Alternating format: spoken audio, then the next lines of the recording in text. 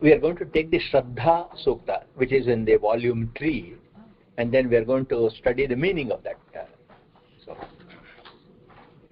As we have always said, we are, first and foremost, before studying any mantra, we have to know under what meter it is written, which is called Chandas, and we also have to know what deity it is addressed to, which is called Devata, and then we should also know who the Rishi is, that is the visionary of this mantra. So Rishi, Devata, Chandas. Rishi is the one to whom this mantra was really revealed, and then Devata is the deity to whom this worship is observed, is given to, and then finally Chandas, the meter.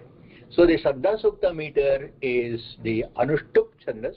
Anushtup is 32 letters that is divided into 8 letters each.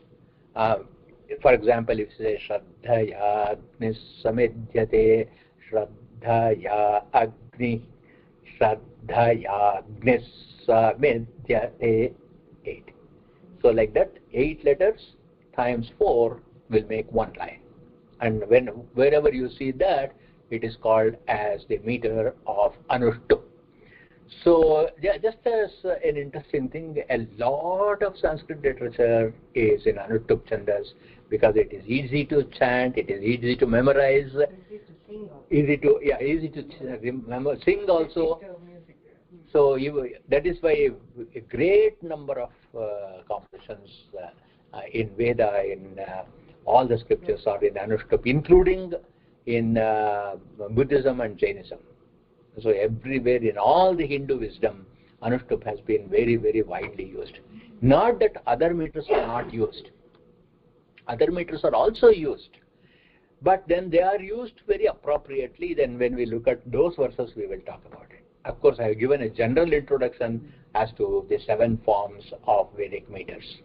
So this is the Chandas. The Devata, or the deity to whom we are offering this prayer, is Shraddha Devi. The name is Shraddha Devi. And the Rishi is also a female Rishi. For female Rishi, we call it as Rishika, and her name is Shraddha Kamayani. So, as we have seen we have written in the beginning of the text itself. So who was this Shraddha Kamayani? This is one of the reasons why in several instances I have been recommending that all of us study Ramayana, Mahabharata, the Puranas. Without the knowledge of Ramayana, Mahabharata and Purana, a lot of these things will not be available to us. And therefore it's very essential we study all of these things, either in some form or the other. Take that as a project. See, if you take up as a project, you can finish studying Ramayana in about a year. And if you were to study in English, you can do that. There are very good English books are available. You can finish that in about 2 months. So in 2 months you can read Ramayana. In about 2 months you can read Mahabharata. Krishna Dharma's translation of Mahabharata in English is excellent. Krishna Dharma, very, very beautiful. Extraordinarily good translation. He was a Britisher actually, but an Englishman who dedicated himself to the Vedic studies, became a great Sanskrit scholar, and then he has done a very good modern translation of Mahabharata, which all of us living in the Western world, it is easy for us to understand. So it is not the obscure, roundabout way English is written by Indian scholars. It is straightforward, very easy to read. So Mahabharata and then all the Puranas also, the various scriptures, at least you must have a good, really good command on Bhagavata and Vishnu Purana. At least Bhagavata. Because at least, so that way we will be able to really understand the Veda mantra and why we do so many things. Many, many reasons. And you will be able to talk to your children very intelligently. Instead of saying this is our tradition, this is how our parents have done, so you should also do it. It won't cut the ice. So you have to give them the intellectual, convincing answer. For that we should know. Otherwise we'll be doing the same error that some of our forefathers did, saying that because it is our tradition, so you have to do it. And then you may do it, and or our children may do it as long as we have influence on them, and after that they will give up. So, having said that, who was this Kamayani Shraddha? She was actually the daughter of a sage called Kama. So how did he come about? In the Vanaparva of Mahabharata, there is a description. If you want to go back to that, it is Vanaparva chapter 219, gives a complete description of the various Agnis, the various fires, which is all these fires who came up, 8 kinds of fires, 8 kinds of Agnis, that is the deification of the Agni. 8 of them came, and here the Shraddha Kamayani is the Deva Guru Brihaspati, the Guru of all the Gurus, the Guru of all the Devatas, Brihaspati. His wife was Tara, and the Mahabharata calls her also as Chandrayani. So she is Tara, and Brihaspati and Tara, they got as sons, not 8, 6 sacred Agnis. Sorry, it's not 8 Agnis, it is 6 Agnis. They begot 6 Agnis as their son, Brihaspati and Tara, and they got 1 daughter. And Brihaspati, Tara's daughter's name was Swaha. And this Swaha had a son by name Kama. And that Kama's daughter is Shraddha. Shraddha. The Shraddha, the Rishi, is actually the granddaughter of the Devaguru Brihaspati. So how do we know about this? Great-granddaughter. Yeah, great-grand. Brihaspati's daughter is Swaha. Swaha's son is Kama. Kama's daughter is Shraddha Devi, great-granddaughter. And how do we know this, that she is all this? The Rigveda is very uniquely, has a appendix. It is called as Anukramani. Rigveda Anukramani. Our study of the Rigveda is incomplete unless you study Anukramani. In the Anukramani, Shraddhaya, Shraddha, Kamayini, Shraddham, Anuštubhantu. It gives a formula like this. Many of these sages are given such formulas. Shraddhaya, Shraddha, Shraddhaya, Shraddha. And then Kamayani, Shraddhaya, with total faith, commitment and dedication. Shraddha Kamayini. Shraddha Kamayini is the first and last names of our sage. Shraddha Kamayini. Shraddham. She gave the sukta called Shraddha. So if you use the word Shraddha, means that which is called as Shraddha.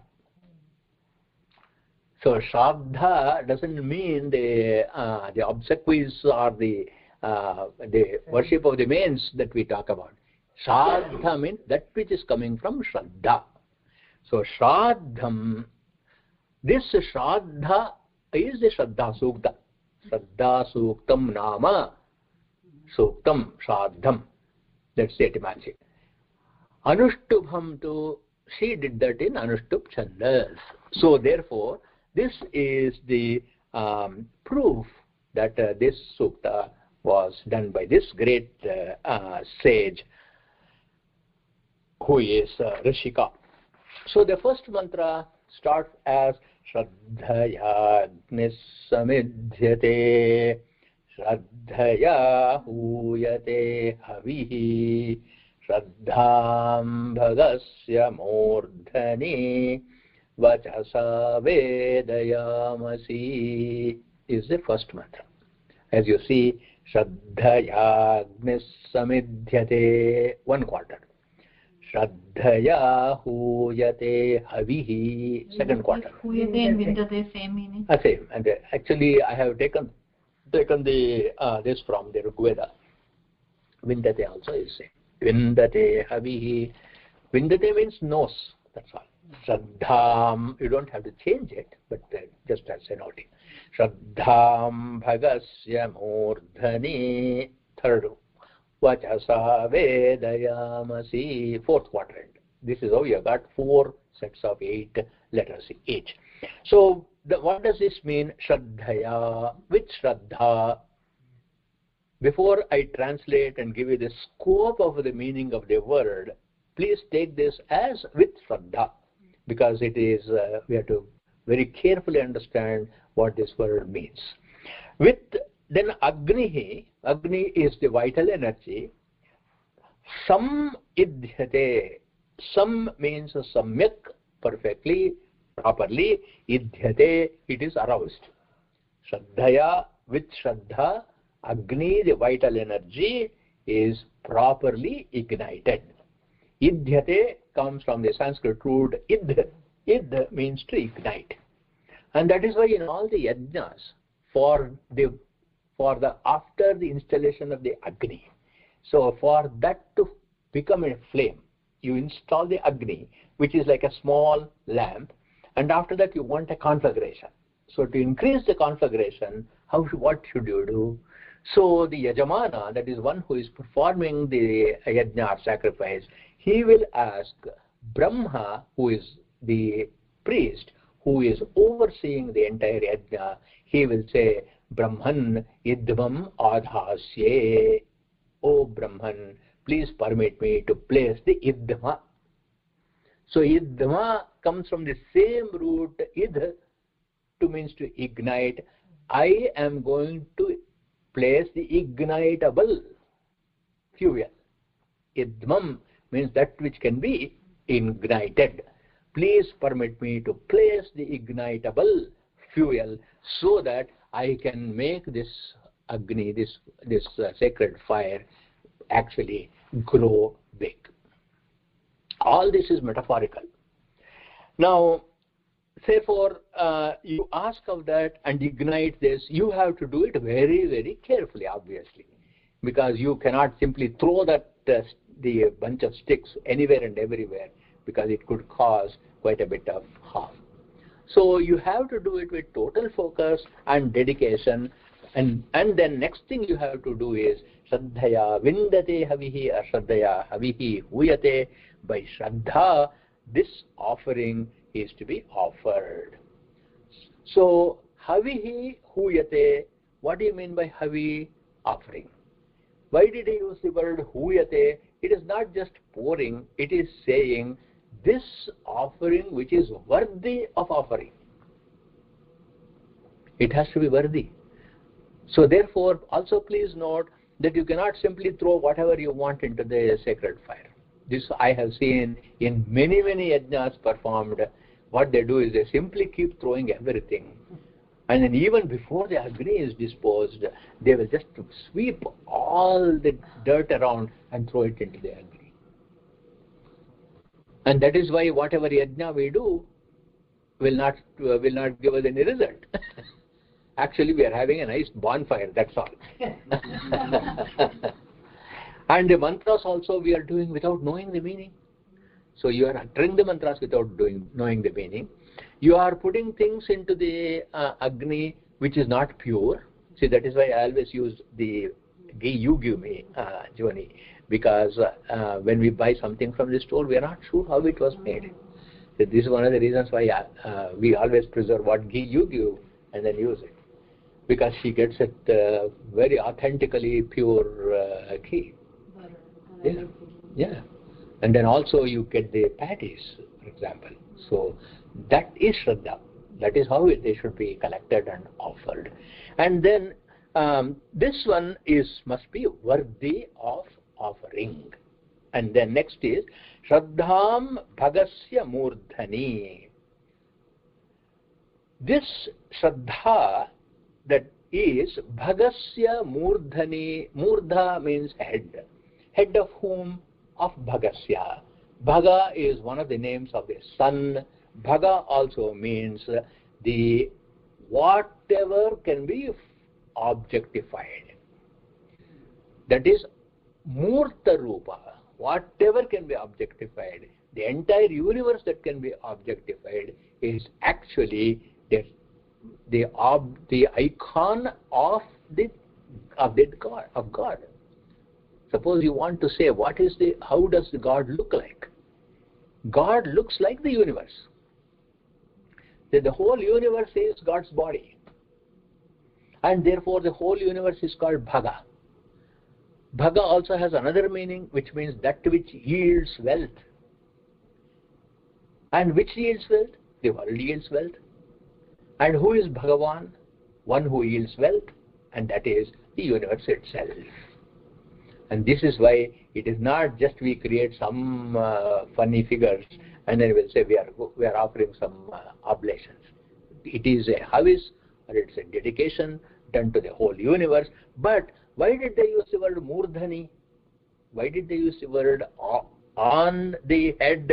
It is because it is the exalted, unmanifest aspect of the manifestation. See, what you manifest is only a small part of the total essence. Just like the space. How do you identify space? You identify space by an object in it, isn't it? You see an object, and all around the object has not extended. For example, this chair is here. On top of this chair, there is no space. There is no object. So that means the space is available for another object to be put. That is how you can sit here. So what is to be noted? Bhagasya Murthani is the unmanifest, infinite Parabrahman in whom the manifest appears. Now, I have to offer the oblation. When I do ritualistically, I am offering the oblation. What do? I have the sacred fire there, and the flame is burning. So when you have to put the ghee in the flame, where do you put the ghee? You put the ghee a few inches above the burning flame, isn't it? So this is the bhaga, which is the fire. On top of that, there is a space. That space, whether it is 1 inch, 2 inch, it is actually an infinite space. Yeah, on the infinite space of the absolute Brahman, you are actually pouring your oblations. So therefore, what are we doing? Shraddham bhagasya murdhani, though it appears as though I am offering the oblation in the fire, sacred fire, I am actually offering the oblation to the infinite Brahman. And how should you do it? Shraddhaya. You have to do it with total commitment and total faith. So next he goes on to say, Vachasa Vedayamasi. So let us take that with a Shraddha filled words.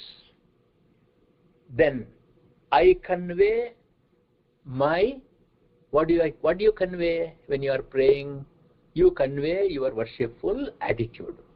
Is worshipful attitude gross or subtle? The attitude is subtle, but it is manifesting as sound of your prayer, isn't it?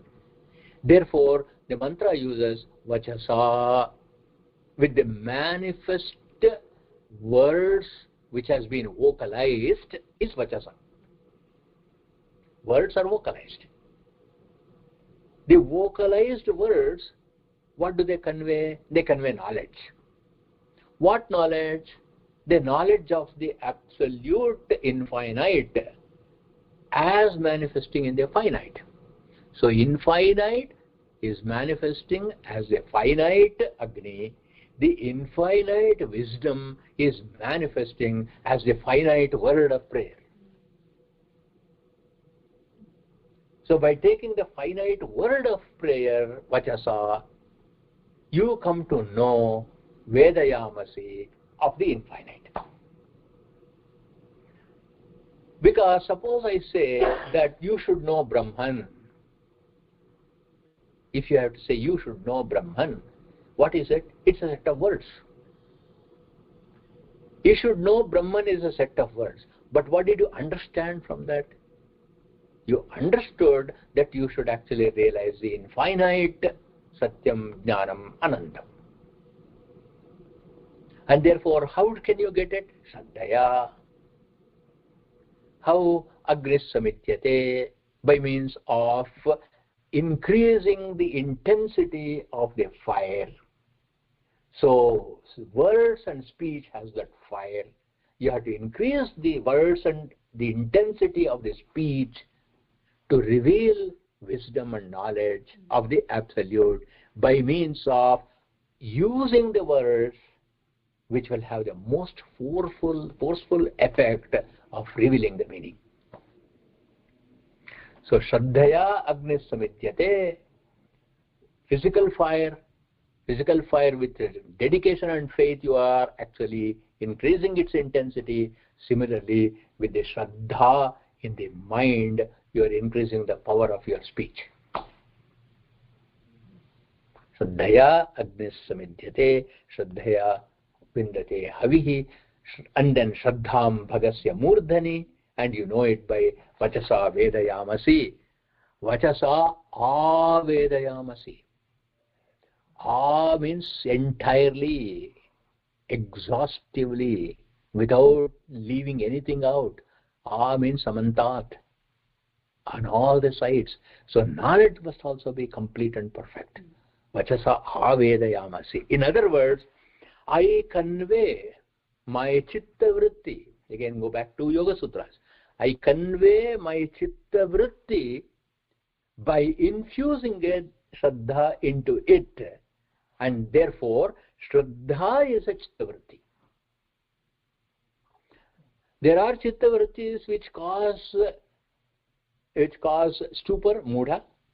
We have studied in Yoga Sutra. It can cause vikshipta, it can cause kshipta, but we have got to get into the state of ekagrata. For getting the state of ekagrata or one-pointedness, you have to have a chitta vritti of one-pointedness. The chitta vritti of one-pointedness is called Shraddha. And that's how the Yoga Sutra's concept of chitta vritti has a basis in this mantra. So this chitta vritti is, what is the chitta vritti of Shraddha?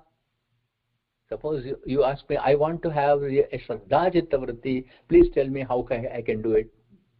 Isn't it? It's easy to say you do it, but when you ask how you can do it, the Shastra says it has to be Vishwasa, Dhyana, Upasana. It has to have three components. Vishwasa is faith and confidence, a belief. In other words, you suspend disbelief, Vishwasa. Then Dhyana, by meditation, and by Upasana, by focus, and Upasana by contemplation and meditation and being close to the wisdom. Only these three, wherever they are, there is Shraddha. And now the Shraddha Kamayini, the Rishi is saying, she opens her mouth by saying in the mantra, I have this preparation of my mind. And with this chitta vritti, I am having this mantra I have visualized. You can never understand the meaning of Veda mantra unless there is the chitta vritti of Shraddha. Because we will take a dictionary or we will go to a commentary. You go and see all the commentaries. Nowhere you will get this insight, because you have got to do your own dhyana, your own tapas. Then it will occur to you. You must become the Shraddha Devi when you study the Shraddha Sukta. So our chitta vrittis, what do our chitta vrittis reveal? Whenever we speak, whenever we think, what does it reveal? It can reveal only our knowledge, isn't it? Whatever we think, whatever we contemplate, whatever we speak, it can reveal only knowledge, what we know.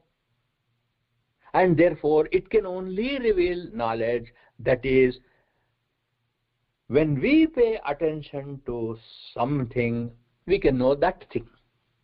So, how can we know the absolute, the infinite?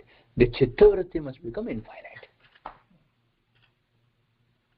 And therefore she is asking, my chitta vritti can express a word, but because in that word I have infused a Shraddha, which is Vishwasa, Dhyana and Upasana, Vachasa Vedayamasi. I am able to know through my speech. So look at Agni also. You have to think of these parallelly. Look at Agni. Before kindling, was there Agni or not? There was Agni. But in what form it was? It was in potential form, in hidden form. It was similarly, knowledge also is in potential form, is in hidden form. Every one of us know what reality is. Every one of us know what Brahman is. But it is in a hidden form. And to bring that out, what should you do? You should ignite it. And how do you ignite it? By means of Shraddha. What is the fuel? Samit, what is the fuel? The fuel is the fuel of Shraddha, Vishwasa, Dhyana and Upasana. So, how to ignite this Agni reveals of our knowledge of Agni, and therefore the thought and the speech that we do, but that we utter, must be worthy of oblation. Just as you select the proper ghee for the havis, just as you select the proper location for the fire, just as you show the dedication in igniting the fire, similarly there must be the words that we use must be arpana yogya. It must be worthy of an offering to Ishvara. So this atmarpana yogya vachasa vedayamasi. So please include that phrase. That is, my speech which is worthy of self-dedication is the chitta vritti that is required. Then what happens? What happens when you offer the fuel into fire? It becomes fire. The fuel becomes fire, isn't it? And therefore, when your speech is atmarpana yogyam, the speech, consequence of the speech, it becomes Brahman. So that means you are offering your chitta vritti with Shraddha into this Agni. Then the chitta vritti becomes Brahma bhuvishtam. That means it completely gets established in Brahman only. This is what is told as yad bhavam tad bhavati, Brahma with Brahmaiva bhavati, etc. So the mantra that we use, Vachasa Vedayamasi, must be Mananashilanartha mantram. It must be worthy. Even the thinking process must be like this. Before we utter the word.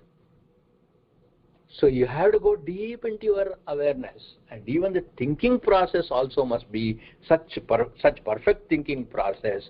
And therefore when you offer the ghee into the fire, what happens? It flares up.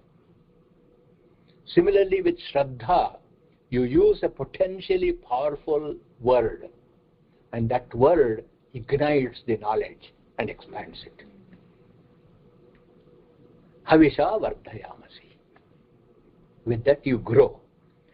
So in summary, how should we understand this mantra?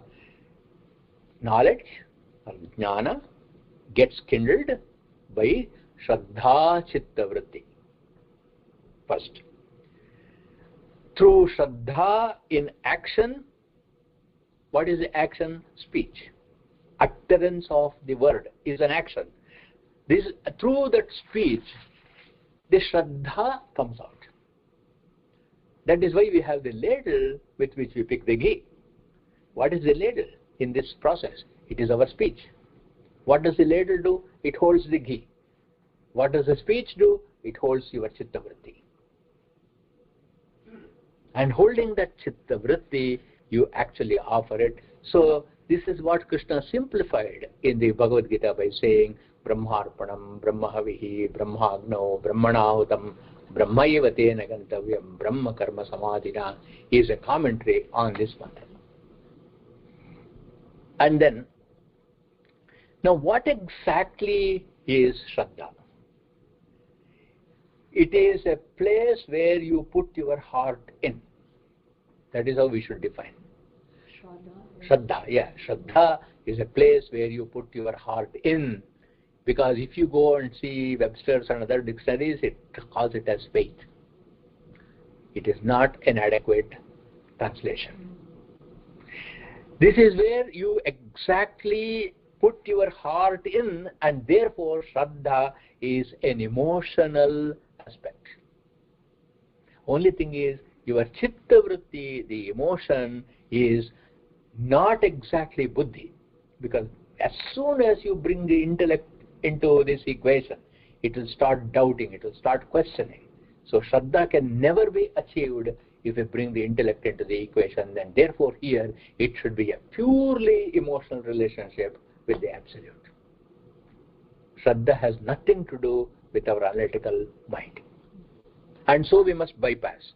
Now the question is, how to make our mind, the chitta vritti, full of Shraddha, and make sure that the buddhi does not interfere and disturb this state. How to make that? And for that, what you should do is, you should take a resolve. And that resolve, in the form of a mantra or in the form of a set of words, because it is through the words this fire of knowledge is ignited. You should have a set of words which affirms your chitta vritti. It should affirm it.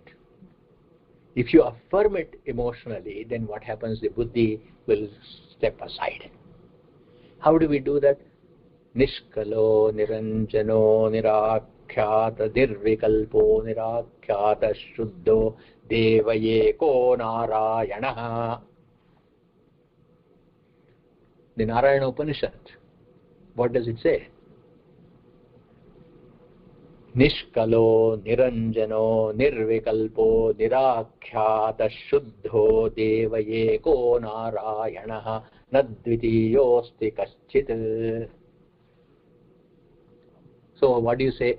This Narayana is the one who has no taints, Nishkalaha, Niranjanaha, that means who cannot be visible, who cannot be made visible, Niranjanaha, Nirvikalpaha, who has no changes, Nirakhyataha, who cannot be described, Shuddhaha, pure, that Deva, only one, Ekaha. Na dvitiyaha asti kaschit, there is no two. When you are asserting this, you disable the interference of the intellect. You become purely, you use your 100% of the emotion chitta vritti and then say, he is the one. And now in this mantra, you note all the epithets, Nishkalo, Niranjano, Nirvikalpo, Nirakhyataha, Shuddha, all these things are unmanifest. It is the Amurta. So this unmanifest Amurta is being worshipped emotionally with Shraddha by the manifest words.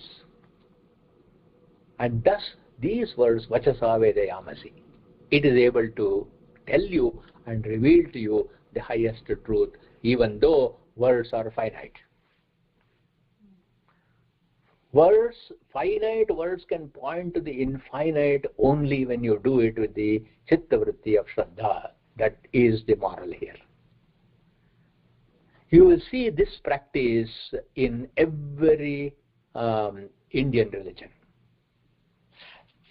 For example, you look at the worldwide, millions of Buddhists, they chant this mantra. Iti apiso bhagava aham samma sambuddho vidyacharana sampanno sugato lokavida anuttaro puri sadharma sarathi satta deva manussanam buddho bhagava iti. I have taught this to many of my Buddhist students, and we also produced a book on this.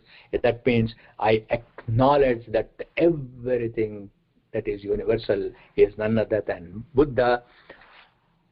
This is how even the Buddhists worship. Everybody worships by bypassing this with the Shraddha Chitta Vritti. That is the message that Shraddha Kamayani is giving in the very first mantra of Shraddha Sukta.